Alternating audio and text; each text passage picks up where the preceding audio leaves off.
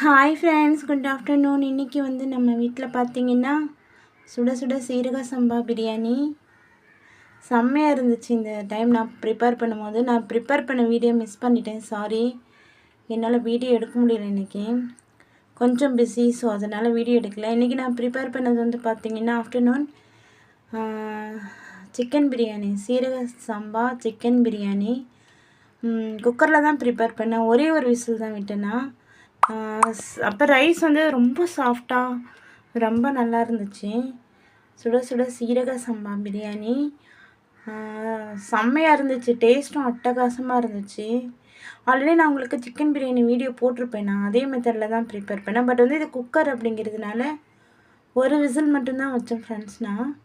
அப்புறம் தயிர் பச்சடி, அப்புறம் எக்கு. செம்மையாக இருந்துச்சு இன்றைக்கி லஞ்சு. வாங்க ஃப்ரெண்ட்ஸ், சாப்பிட்லாம். அட்டகாசமான பிரியாணி.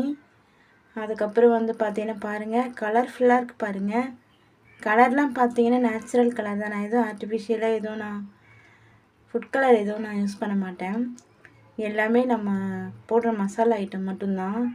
செம்மையாக இருக்குது பாருங்கள். ரைஸ் ஒன்று கூட உடையாமல் இருக்குது. நான் எப்பயுமே பார்த்தீங்கன்னா பாஸ்மதி ரைஸ் போடுவேன்.